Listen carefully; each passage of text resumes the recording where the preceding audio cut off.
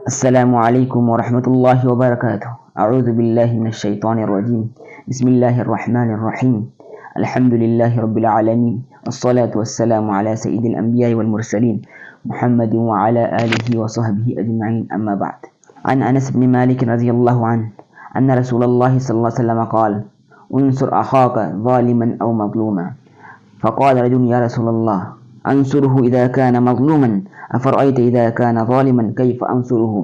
قال النبي صلى الله عليه وسلم تحجزه او تمنعه من الظلم فإن ذلك نصر، رواہ البخاری۔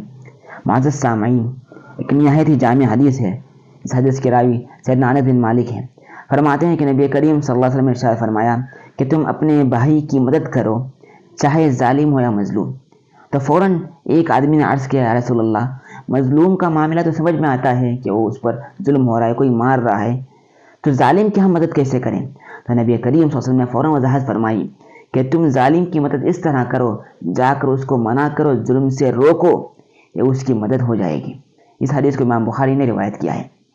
یہاں پر ایک انداز دیکھیے کہ صحابہ بیٹھے ہوئے ہیں، نبی کریم صلی اللہ علیہ وسلم کوئی بات ارشاد فرماتے ہیں، اگر ان کے ذہن میں کوئی اشکال ہوتا ہے، کوئی کنفیوژن ہوتا ہے، ان کے علم حاصل کرنے کا جذبہ دیکھیے، صحابہ کا شوق دیکھیے، فوراً پوچھ لیتے ہیں، یا اللہ کے رسول، ہمیں یہ بات سمجھ میں نہیں آئی، ہم کو اس بات کی وضاحت پیش کیجیے۔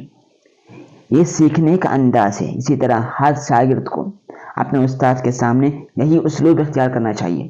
کوئی اگر کنفیوژن ہو، کوئی اشکال ہو، فوراً استاد کے پاس جا کر پوچھنا چاہیے، یہ استاد مجھے یہ بات سمجھ میں نہیں آئی، اس کے بارے میں وضاحت کیجیے۔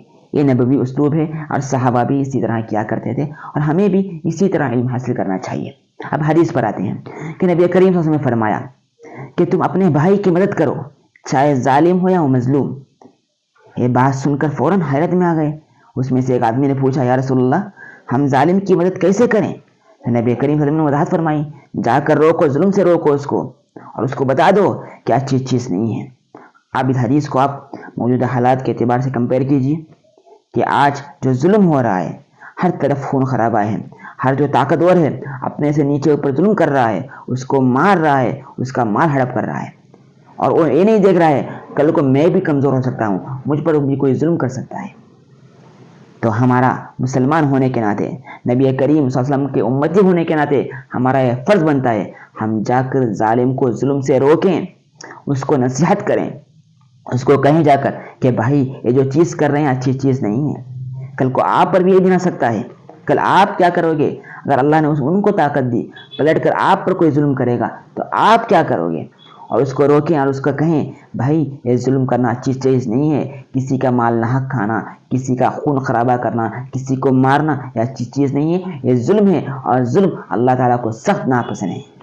اللہ تعالیٰ خود بھی کسی پر ظلم نہیں کرتے، اور اپنے بندوں کے سلسلے میں بھی پسند نہیں کرتے کہ وہ کسی پر ظلم کرے۔ اچھے انداز میں، نبوی اسلوب میں، اچھے طریقے سے لوگوں کو سمجھائیں۔ ہمارا بولنے کا انداز اتنا اچھا ہو کہ ہمارے بارے میں لوگ اچھی چیز سوچیں، یہ مسلمان ہیں، یہ نبی کریم صلی اللہ علیہ وسلم کے امتی ہیں، وہ سوچنے پر مجبور ہو جائیں، اور ہم یہ بھی کہیں کہ ظلم جس پر بھی ہو، چاہے مسلمان پر ہو یا غیر مسلم پر ہو، ظلم جس پر ہو رہا ہے اس کا تعلق کسی بھی مذہب سے ہو، یا جو ظلم کر رہا ہے اس کا بھی تعلق کسی مذہب سے بھی ہو، ہم کو کوئی اس سے لینا دینا نہیں ہے۔ جہاں ظلم ہو رہا ہے روکنا ہمارا کام ہے، اور جو ظالم ہے چاہے اس کا بھی مذہب جو بھی ہو اس کو بھی روکنا ہمارا کام ہے۔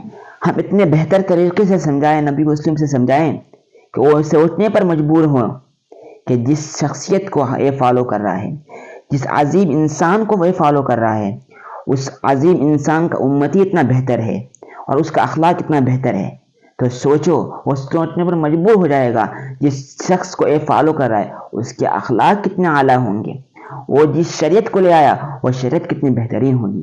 وہ شریعت کو سمجھنے پر اور اس کو پڑھنے پر اور نبی کریم صلی اللہ علیہ وسلم کی سیرت کو پڑھنے پر مجبور ہو جائیں گے اگر ہم اس نبوی انداز میں کام کریں گے، اور اس حدیثیں ہم لوگوں کے سامنے جا کر بیان کریں کہ ہمارے اسلام نے یہ بھی کہا ہے کہ ہم مظلوم کی تو ہر ایک مدد کرتا ہے، ہمارے اسلام نے یہ بھی کہا ہے کہ ہم ظالم کی بھی مدد کریں۔ یہ لوگوں کو جا کر سمجھائیں اور کہیں، یہ ہمارا اسلام تعلیم دیتا ہے۔